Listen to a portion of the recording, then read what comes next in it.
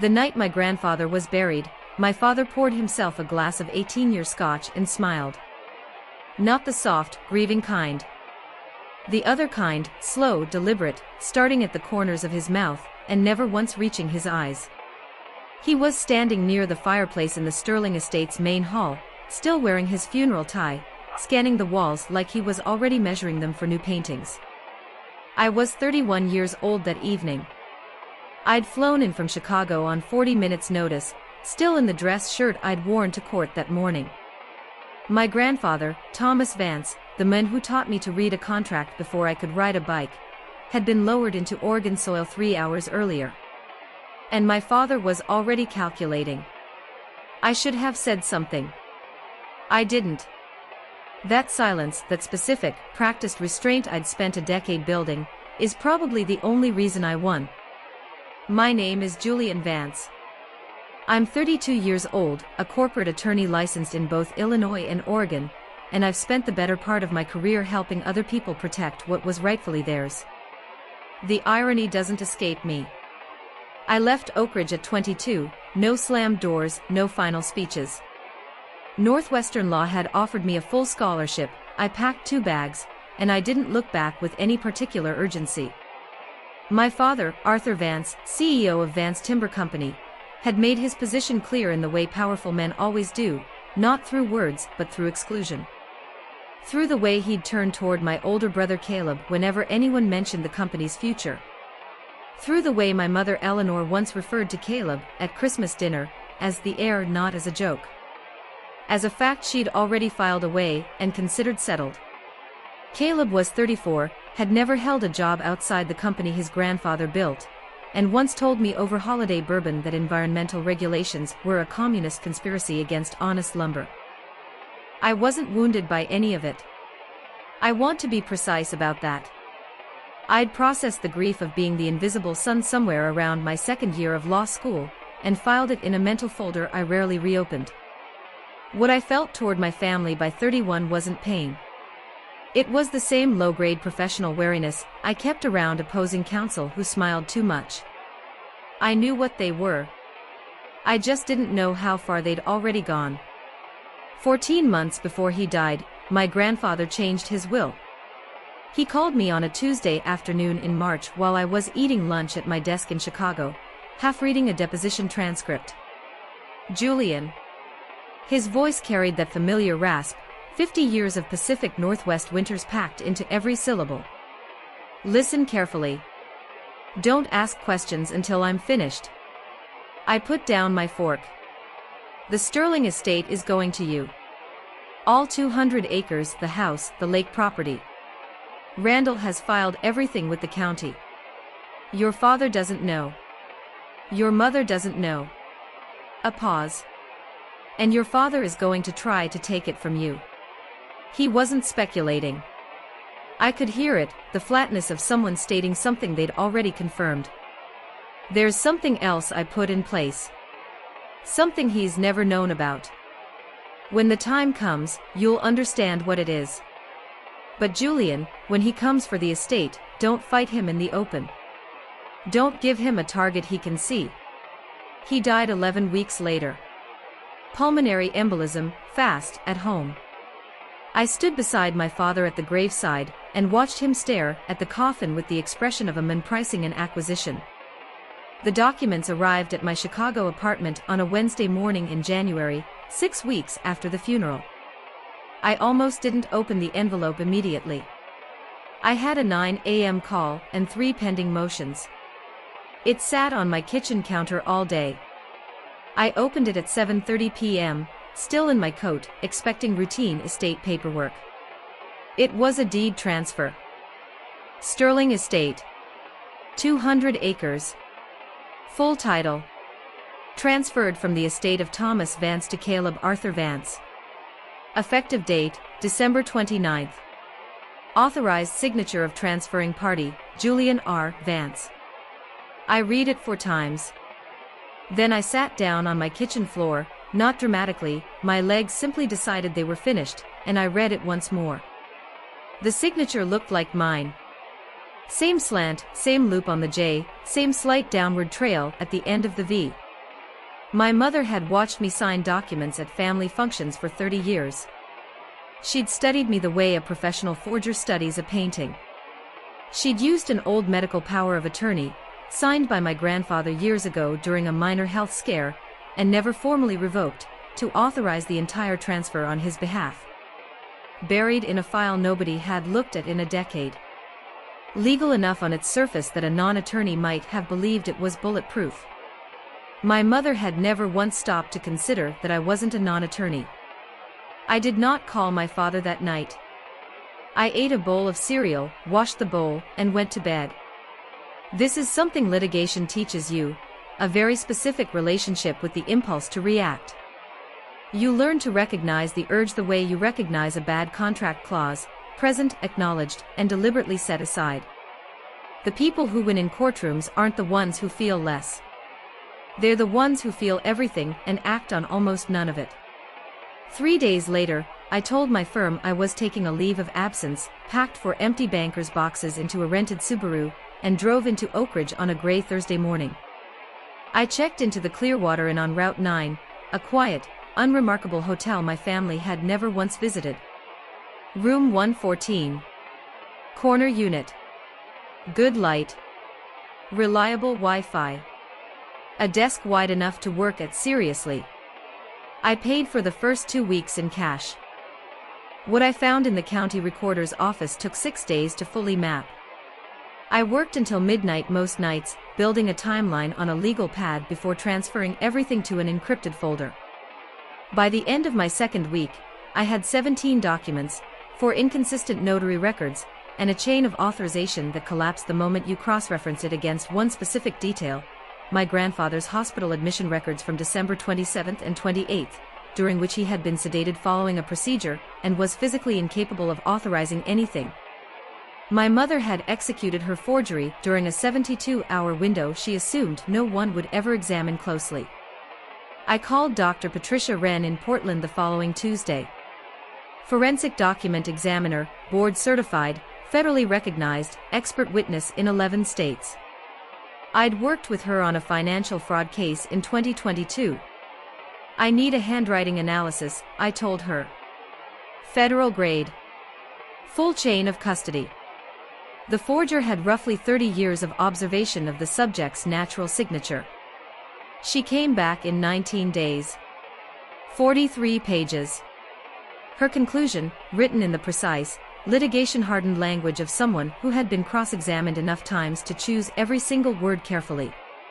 Asterisk, the signatures appearing on the December 29th deed transfer show 14 distinct characteristics inconsistent with known samples from Julian R. Vance. The probability these were produced by the same individual is less than 0.3%. These signatures are forgeries, asterisk. I printed 2 copies. Sealed them in separate envelopes. Put both inside my coat. My father called on a Friday afternoon in early March, the first time he'd contacted me since the funeral. 11 weeks of silence, comfortable and deliberate, from a man who believed the matter was already settled. Julian. Full, resonant voice. The voice of a man who expected rooms to quiet when he entered them. I think it's time we talked. All right, I said. I was at my hotel desk, watching the tree lean. What would you like to talk about? A pause. He'd expected something sharper from me, some edge he could push against. The estate. The transition. I know this isn't what you hoped for, but your grandfather made his wishes clear, and we all. Dad. He stopped. I'll be at the gala, I said. We can talk there. Silence. How do you know about the gala? The Oak Ridge Valley Gazette had run the announcement that Thursday. Arthur and Eleanor Vance were hosting a formal celebration at the Sterling Estate on March 15th, marking Caleb's official assumption of the property and the launch of a new commercial logging project on the northern acreage. 200 guests. The mayor. Local television. A catered dinner for people whose social lives were structured entirely around performing wealth for each other. Small town, I said, and ended the call before he could respond. That night I called Randall Greaves. 71 years old. 40 years of estate law. The most careful man I had ever encountered in my professional life, and my grandfather's personal attorney for the last 3 decades. He had called me 2 weeks after the funeral with a quiet, precise message I'd been turning over ever since. "Julian, when you're ready, and only when you're ready, there's something Thomas asked me to hold for you." It was 9:47 p.m. when I dialed. He picked up on the second ring. "I've been waiting," he said. "Tell me about the trust," I said. And Randall told me everything. My grandfather had done something in secret, methodically, over the course of nearly a decade. He had watched his son Arthur run the company he built with increasing arrogance, watched him sideline the wrong people, watched him make the kind of decisions that revealed exactly who he was underneath the CEO title. And Thomas Vance, who had built 200 acres and a timber empire from a single contract and his own 2 hands, had quietly, legally, without a single word to Arthur or Eleanor or Caleb, placed 51% of the voting shares of Vance Timber Company into a locked irrevocable trust. With one activation condition. The shares would transfer automatically, completely, and irrevocably to me the moment I turned 32. My birthday was February 4th. It was now March 8th. I sat in the dark of room 114 and did the math. For 34 days, I had been the majority shareholder of Vance Timber Company without knowing it. For 34 days, while my parents celebrated their clean victory and finalized their gala invitations and arranged the catering, the company my father had spent his life controlling had already, quietly, legally, belonged to me.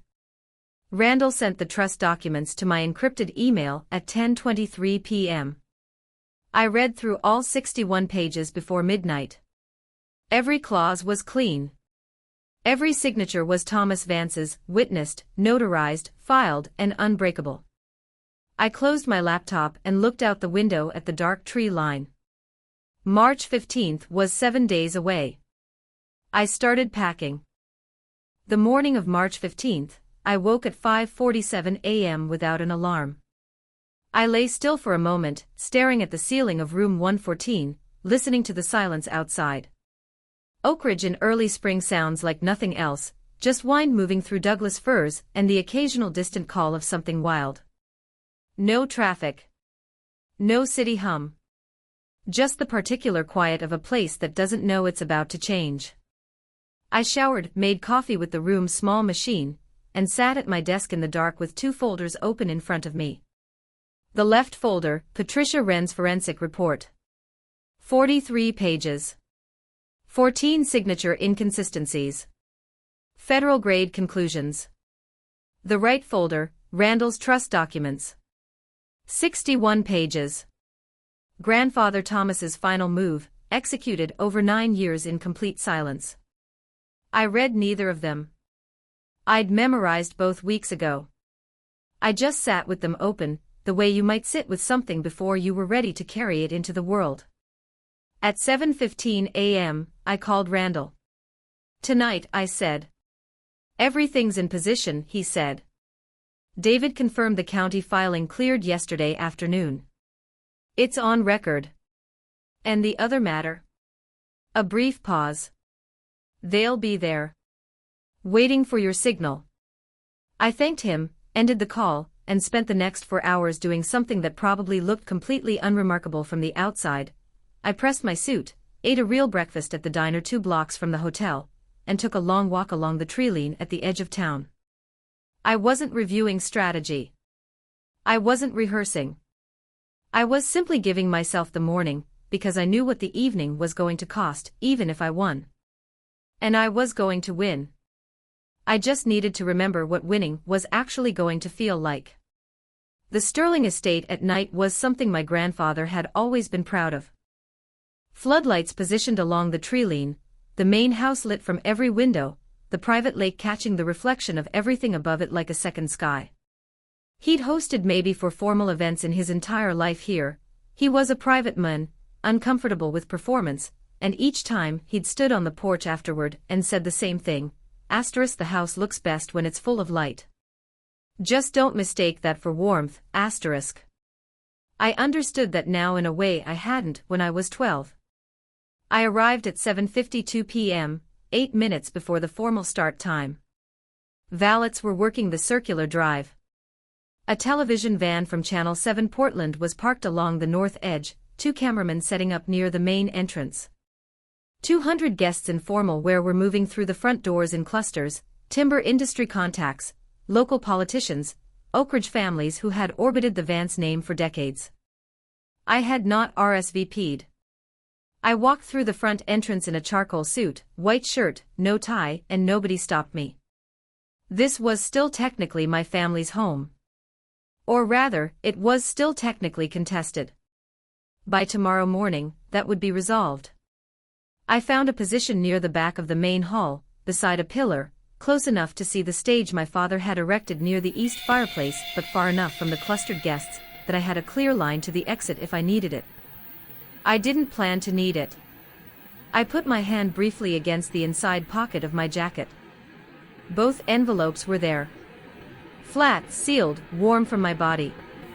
I waited. My father took the stage at 8:31 p.m. Arthur Vance at 64 looked exactly like what he'd spent his life performing, a self-made patriarch, broad-shouldered, silver-haired, the kind of man who made rooms feel slightly smaller when he entered them. He wore a charcoal tuxedo and held a glass of champagne loosely in one hand, and when he raised the other to quiet the room, it went quiet almost immediately. He was good at this.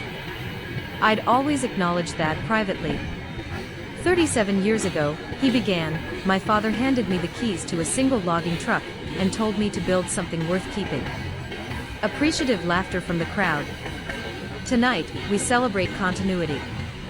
He paused, letting the word land.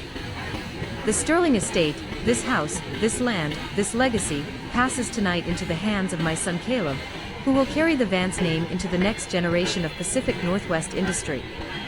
Caleb appeared from the side of the stage, wearing a suit that was slightly too new, smiling the way people smile when they've been waiting a long time for a room to applaud them.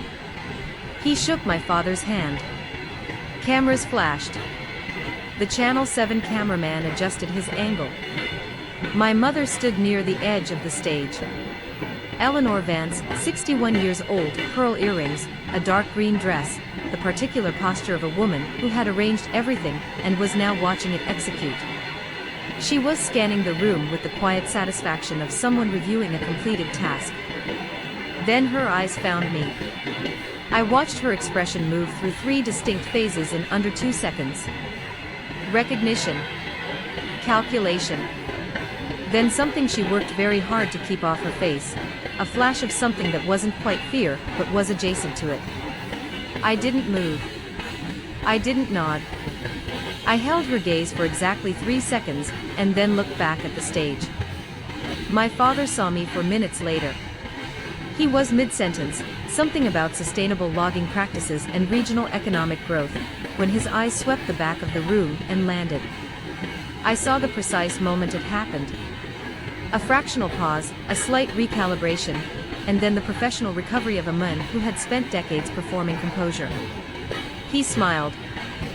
In fact, he said, voice carrying easily over the crowd, I see my younger son has joined us this evening. He gestured toward me with his champagne glass, and 200 heads turned. Julian, why don't you come up here? Say a few words to congratulate your brother. This was a calculation, not a welcome. He wanted me visible, publicly positioned as the gracious second son, the one who had accepted the outcome. A witness to his own displacement, standing on his father's stage. I moved through the crowd slowly, accepting the space people made, nodding once to a county commissioner I recognized from courthouse hallways, and stepped up onto the stage. My father extended his hand. I shook it. He leaned slightly toward the microphone and said, with the warmth of a man completely in control of his narrative, even in difficult family transitions, the Vances stand together. Applause. I looked out at the room. 200 faces, champagne glasses, camera flashes. The Channel 7 feed was live. I'd confirmed that with a contact at the station that afternoon. Whatever happened in the next 3 minutes would be on record, in real time, without editing. I reached into my jacket and removed the first envelope. The applause was still dying when I took the microphone. "Thank you, Dad." My voice came out steady. I hadn't been certain it would. "I want to thank everyone here tonight for witnessing this occasion, because what you're about to see is something that doesn't happen very often." I opened the first envelope. My father just referenced the deed transfer of the Sterling estate, a document bearing my signature, authorizing the transfer of this property to my brother Caleb. The room was still attentive but not yet alarmed. This still sounded like a speech. "The problem," I said, "is that I never signed it." Silence. Not the comfortable silence of a room waiting for a punchline. The other kind. I held up Patricia Wren's report, not opening it, just presenting it to the cameras. "This is a forensic document analysis completed by Dr. Patricia Wren, a federally certified handwriting expert who has testified as an expert witness in 11 states. 43 pages. 14 identified inconsistencies between the signatures on that deed transfer and my actual signature." I said it on the podium. Her conclusion: "The probability that those signatures belong to me is less than 0.3%. They are forgeries. Committed, according to the notary records and the authorization chain, by my mother, Eleanor Vance." I heard Eleanor make a sound somewhere to my left. I didn't look at her. My father stepped forward. "Julian. I'm almost done, Dad." Something in my voice stopped him. Or maybe it was the cameras. Either way, he stopped. I reached into my jacket and removed the second envelope. 14 months before he died, my grandfather Thomas Vance made 2 legal decisions. The first was leaving this estate to me, which my parents attempted to reverse through fraud. I opened the second envelope and removed a document. The second decision he made 9 years ago, quietly, without telling anyone in this room. I held the document up. This is the Thomas Vance Irrevocable Trust, filed with Multnomah County, and confirmed on record as of March 14, 2024. Inside this trust, my grandfather placed 51% of the voting shares of Vance Timber Company. I looked directly at my father. Those shares transferred automatically to me on February 4, my 32nd birthday, as per the trust's activation clause. The room had gone so quiet I could hear the fire in the east fireplace. As of 34 days ago, I am the majority shareholder of Vance Timber Company. I set the document on the podium next to Patricia Wren's report. Which means, effective immediately, I am exercising my shareholder authority. Arthur Vance is removed as CEO. Eleanor Vance is removed from the board. Caleb Vance's executive position is terminated. I paused. The company my grandfather built belongs to me. This estate, which was never legally transferred, belongs to me. And what my parents attempted to do with that forged deed transfer is a federal crime. I looked toward the main entrance. 2 men in dark coats were already moving through the crowd. Not rushing. Just walking with the particular purposeful calm of people who had been waiting in a parking lot for a phone call that had come 45 minutes ago. Federal fraud investigators. They reached the stage as my father finally found his voice. "This is insane, you can't just," and one of them placed a hand on Arthur Vance's arm, not roughly, just firmly, and said something quiet into his ear. My father's face, in that moment, did something I had never seen it do in 32 years. It went uncertain. Caleb started to move toward the exit. The second investigator was already positioned. My mother didn't move at all. She stood at the edge of the stage in her dark green dress and pearl earrings, and looked at me with an expression I didn't have a clean word for, not quite shock, not quite fury, something older and heavier than either of those. The expression of a woman who had spent decades arranging outcomes, and was now watching one she hadn't arranged unfold with complete, documented precision. I looked back at her for a moment. Then I stepped off the stage, walked through the crowd, and pushed open the front doors of the Sterling estate. Outside, the floodlights were still on. The private lake was still catching the sky. The Douglas firs ran dark and enormous along the property line, the same trees that had been here before any of us, that would be here long after whatever happened tonight faded into county records and legal footnotes. I stood on the porch my grandfather had built with his own hands and breathed the cold March air. Behind me, inside, I could hear the specific sound a room makes when order has fully collapsed, voices overlapping, chairs moving, the sharp professional tones of investigators beginning the process of what came next. I didn't go back inside. I called Randall instead. "It's done," I said. "How did it go?" I considered the question for a moment. Through the windows I could see the Channel 7 cameraman still filming, instinctively, the way journalists do when they sense that the story they came to cover has been replaced by a completely different and significantly larger one. "Exactly like he planned it," I said. Randall was quiet for a moment. "He would have liked that." "Yeah," I said. "He would have." I put the phone in my pocket and looked out at the lake, at the tree line, at the 200 acres my grandfather had told me the land remembered who built it. I believed him now more than ever. I didn't sleep at the estate that night.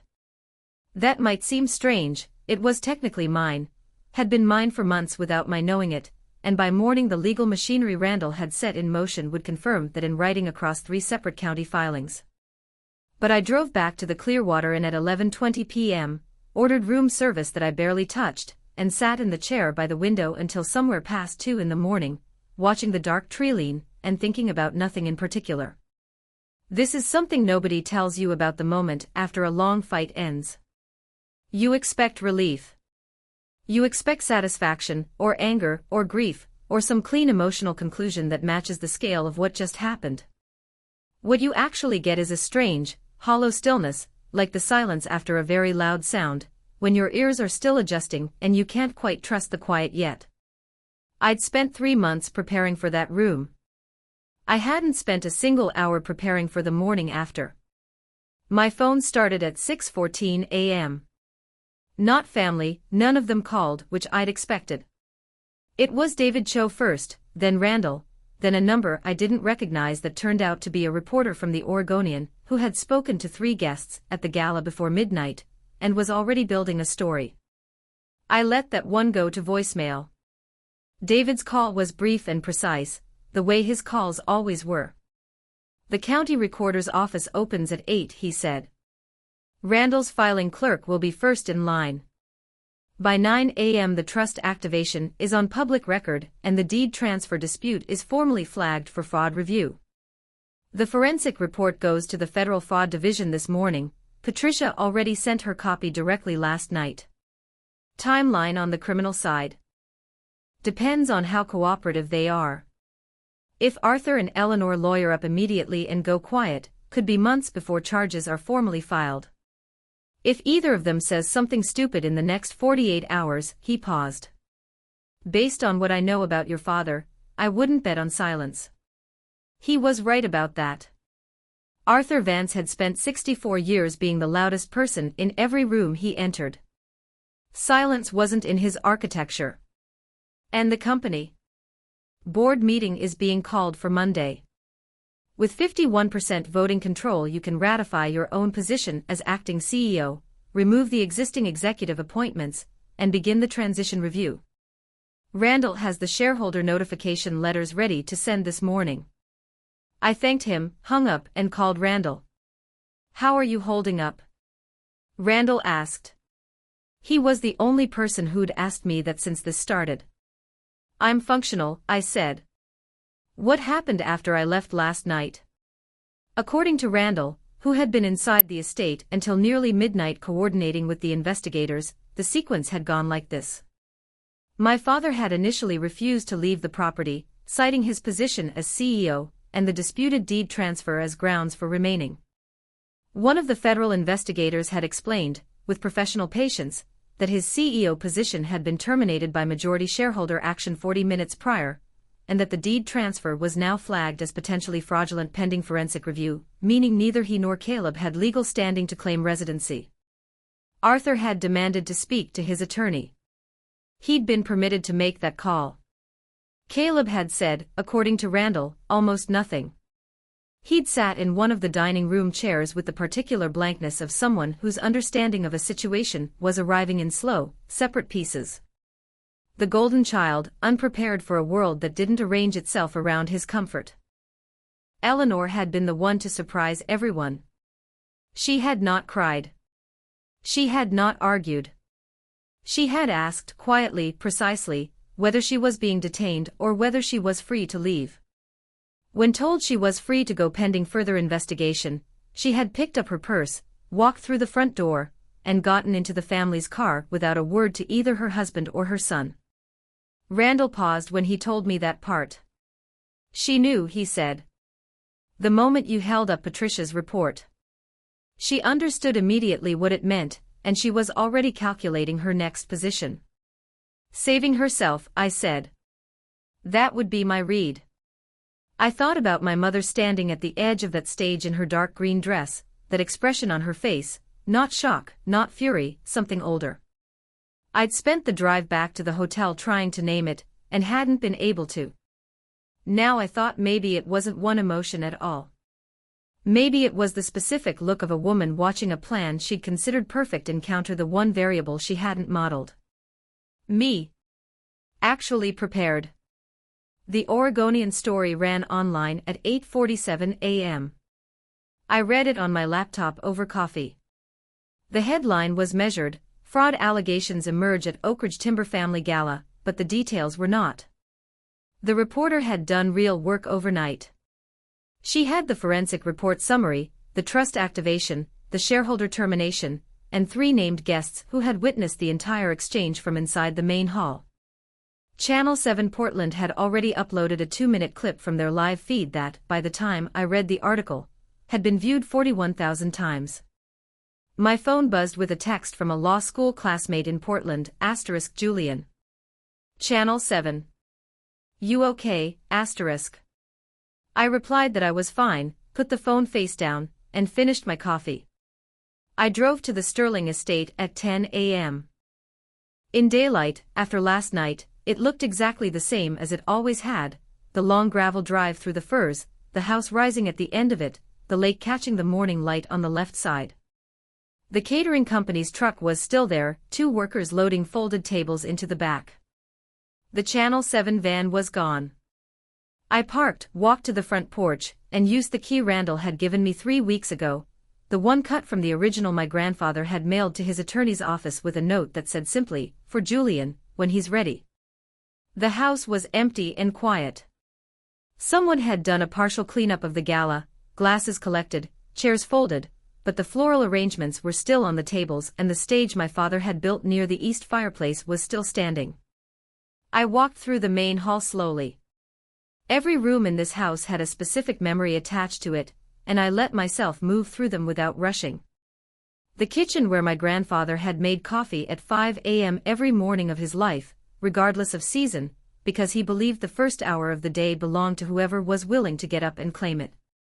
The study where he'd first shown me a timber contract when I was 9, walking me through each clause with the patience of someone who understood that knowledge was the only inheritance that couldn't be taken from you. The east porch, overlooking the lake, where he'd told me on a cold October evening, when I was 12, the worst thing about powerful men is that they always assume the power is theirs to keep. They forget who built it, I stood on that porch for a long time. Randall called at 11:30 with an update I hadn't anticipated. Eleanor contacted my office this morning, he said. Through her personal attorney, not the family's corporate counsel. She's separated her representation from Arthur and Caleb. I was quiet for a moment. How quickly? Her attorney called at 9:15. 45 minutes after the county filing went public. There it was.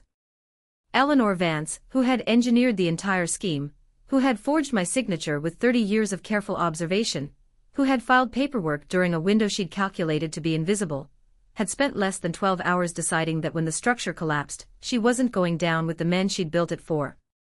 Is she cooperating with the fraud investigation?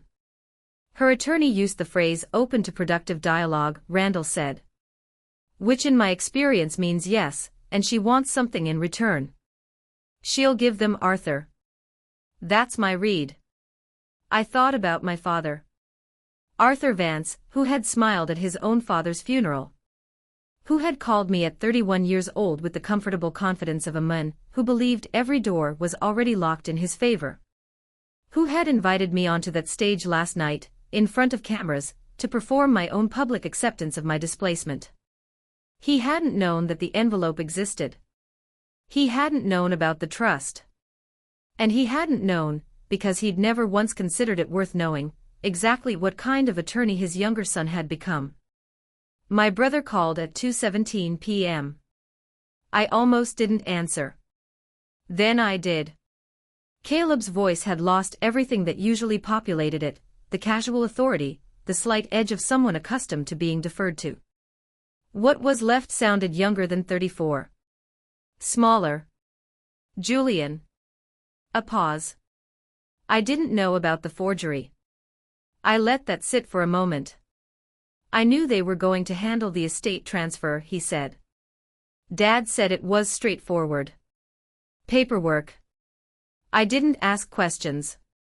Another pause, longer. I know how that sounds. It sounds like you made a choice not to look at something because looking would have cost you what you wanted, I said. Not cruelly. Just accurately. Silence. The company, he finally said. My position is terminated as of last night. That's not changing. Julian. Caleb. I walked to the edge of the east porch, looking out at the lake. Grandfather built this. Every acre of it. He spent 9 years quietly making sure it came to me because he watched what our father was doing, and he understood that protecting something sometimes means working in complete silence. I paused. He never once asked me to be grateful. He just did the work. Caleb didn't respond. Get a good attorney, I said. Not the family's corporate counsel, they'll be managing Arthur's exposure and your interests won't be their priority. Someone independent. And Caleb, I hesitated. Don't talk to investigators without representation. Whatever you think you know about what Mom and Dad did, don't say it to anyone without a lawyer present. A long pause. Why are you telling me that? I thought about it honestly. Because Grandfather would have. I ended the call and stood on the porch until the lights started shifting toward afternoon, until the lake went from silver to a deeper, quieter blue, until the firs along the property line threw their long shadows across the grass. At 4 p.m., I went into my grandfather's study. The desk was the same one he'd used for 40 years, heavy oak, worn smooth at the edges, the surface carrying the faint circular marks of 30 years of coffee mugs. The chair behind it still held the particular shape of a man who had sat in it every morning and done the work that nobody saw until after he was gone. I sat in it. It fit differently than I expected. Not uncomfortably, just differently. The way a thing feels when you've imagined it for a long time, and then the reality of it is more specific and more quiet than the version in your head. On the desk, Randall had left a folder that morning. Inside was a single envelope. My name on the front in my grandfather's handwriting, the same deliberate, architectural script I'd watched him use my entire childhood. I didn't know this existed. Randall had mentioned it only briefly, the night I called him from the hotel, *, there's one more thing Thomas left. He said you'd know when to open it, *. I'd known this morning. I'd just needed the day first. I opened it. Inside was a single page. No legal language, no formal document structure. Just my grandfather's handwriting, filling most of the page. Julian. * if you're reading this at the desk, then everything worked. I'm sorry I couldn't tell you more while I was alive. I knew your father would move quickly once I was gone, and I knew that if you had too much information too soon, you'd fight in the open, because that's your instinct, and it's a good one, but it wasn't the right tool for this particular problem, *. The trust was always the answer. I put it in place in 2015, because I watched your father make a decision that told me exactly who he was. You don't need to know the details, it doesn't matter now. What mattered was making sure that what I built couldn't be taken by someone who hadn't built it. Asterisk. Asterisk, you earned this. Not because you're my grandson. Because you're the only one who ever sat in that chair and asked me what the numbers meant instead of asking me what they were worth. Asterisk. Asterisk, take care of the land. It remembers. Asterisk. Thomas. I read it twice. Then I folded it carefully, put it back in the envelope, and placed it in the top drawer of the desk.